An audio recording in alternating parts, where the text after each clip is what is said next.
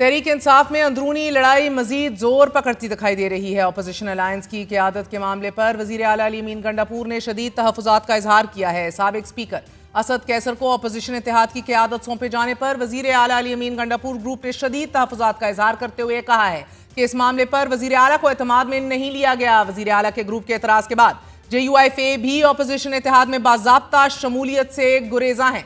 असद कैसर पर तहफ़्फ़ुज़ात के बाद वज़ीर आला अली अमीन गंडापुर ने पीर पगाड़ा समेत सिंध की दीगर जमातों से खुद मिलने का फैसला किया है। इससे पहले असद कैसर ने सिंध की सियासी जमातों से राब्ते किए थे। पार्टी के इन दाखिली इख्तलाफात के बावजूद अपोजिशन का इत्तेहाद भी कमजोर पड़ रहा है और इस मामले पर भी पार्टी क़यादत की तरफ से मजीद सख्त फैसले लिए जाने के इम्कानात हैं। इतलात हैं कि खैबर पख्तूनख्वा में भी तहरीक इंसाफ की तंजीमें तहलील कर दी गईं। सूबाई जनरल सेक्रेटरी अली असगर की तरफ से जारी इलामिया के मुताबिक बानी चेयरमैन की हदायत के मुताबिक तंजीमें तहलील की गई हैं कि जिसका मकसद हुकूमत और पार्टी ओहदे अलग अलग करना है। सूबाई सदर जुनेद अकबर खान ने भी PTI खैबर पख्तूनख्वा में तमाम रीजनल सदूर और जनरल सेक्रेटरीज के ओहदे फौरी तौर पर खत्म कर दिए हैं। इलामिया के मुताबिक इमरान खान की हदायत के मुताबिक खैबर पख्तूनख्वा में पार्टी ढांचे की तंजीम नौ को यकीनी बनाने के लिए खैबर पख्तूनख्वा हुकूमत में जिम्मेदारियां संभालने वाले अफराद को पार्टी का कोई ओहदा नहीं दिया जाएगा। तमाम कारकुनान और ओहदेदारान को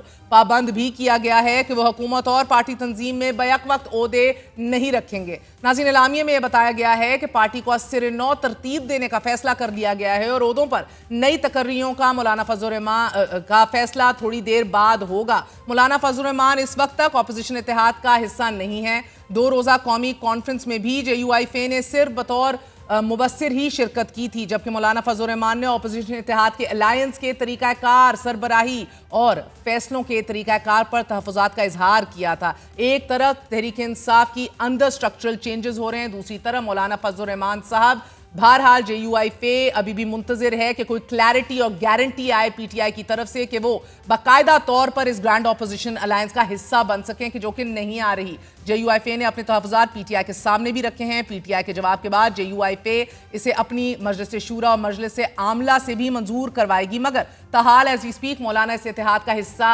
बनते दिखाई नहीं दे रहे और ऐलान बाद में किया जाएगा। बहरहाल बड़ी खबर की तरफ बढ़ते हैं। आपको बताते चलें कि एक बार फिर कशीदगी देखी जा रही है बॉर्डर के ऊपर, एक दफ़ा फिर कशीदगी रिपोर्ट की जा रही है।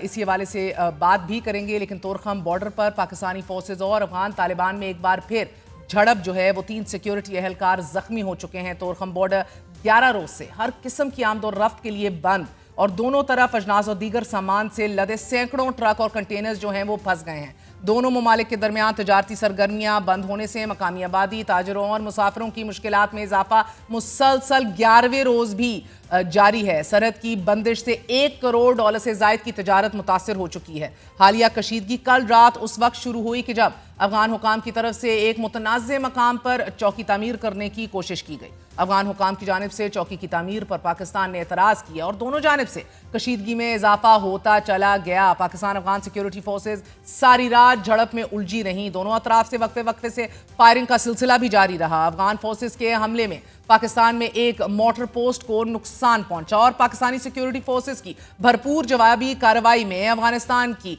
जंगल पोस्ट और खोड़ पोस्ट को तबाह कर दिया गया। कशीदा हालात को देखकर पाकिस्तान ने मजीद नफरी भी सरहद पर पहुंचा दी है। झड़प के बाद सरहद के करीबी गांव को खाली करवा लिया गया है और हजारों शहरियों को लंडी कोटल मुंतकिल कर दिया गया है। 11 दिन पहले भी ये कन्फ्रंटेशन और कशीदगी उस वक्त शुरू हुई थी कि जब अफगान बॉर्डर मैनेजमेंट के एहलकारों ने ममनुआ इलाके में चेक पोस्ट तामीर करना शुरू कर दी थी और गो के पाकिस्तानी हुकाम की जानिब से मना किया गया। इसके बावजूद अफगान हुकाम बाज नहीं आए कि जिस पर तल कलामी शुरू हुई और बात तोरखम बॉर्डर एक बार फिर बंद करने तक जा पहुंची। गेट बंदिश की वजह से दोनों जानिब सैकड़ों माल बरदार गाड़ियां फंस चुकी हैं, जिससे अशिया खुर्दोनोश, फल और सब्जियों से लदे सैकड़ों कंटेनर शाहराह पर रुक चुके हैं, जिससे ताजरों के करोड़ों रुपए डूबने का भी अंदेशा पैदा हो गया है। और फिर ताज़ा झड़प ऐसे वक्त शुरू हुई है कि जब 2 दिन पहले ही दोनों जानिब से सरहद पर तैनात एहलकारों के आपस में मुज़ाकरात होने थे और ये तवक्को की जा रही थी कि 1-2 दिनों तक बॉर्डर खुल जाएगा। मंगल और इतवार को होने वाले 2 मुज़ाकराती दौर के बावजूद भी मगर कशीदगी कम होने की बजाय बढ़ गई।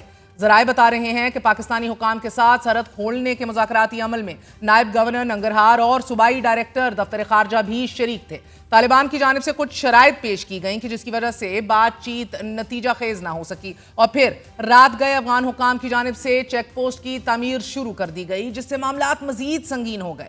مگر دونوں طرف سے حکومتوں کی جانب سے اس بارے میں باقاعدہ کوئی بیان یا سٹیٹمنٹ جاری نہیں کیا گیا۔ سرحد کی بار بار بندش کی وجہ سے دونوں ممالک کی باہمی تجارت کا حجم $2.5 بلین سے بھی نیچے آ گیا ہے، اور حالانکہ اس سے پہلے دونوں ممالک کی طرف سے تجارت کا حجم $5 بلین تک لے جانے کی کوشش کی جا رہی تھی، مگر افغانستان میں طالبان کی عبوری حکومت کے قیام اور پھر پاکستان سے افغانیوں کی واپسی نے دونوں ممالک کے درمیان خلیج کو گہرا کر دیا ہے۔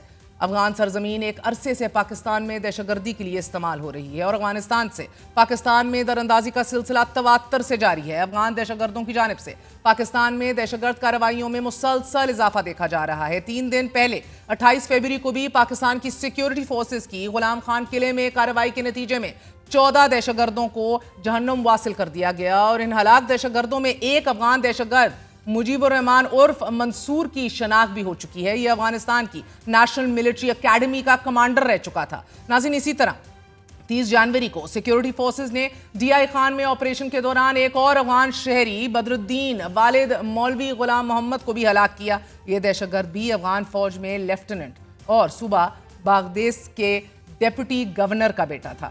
افغانستان کی جانب سے پاکستان میں دہشت گرد کارروائیوں کے بہت ہی واضح ٹھوس شواہد اور ثبوت موجود ہیں۔ دہشت گردی کی بڑھتی ہوئی ان کارروائیوں میں جمعے کے روز بھی نوشیرہ کے دارالعلوم حقانیہ کوڑا خٹک میں خودکش دھماکے میں مولانا حامد الحق سمیت 8 شہری شہید ہو گئے۔ اسی روز اپر اورکزئی اور کوئٹہ میں بھی دھماکے ہوئے۔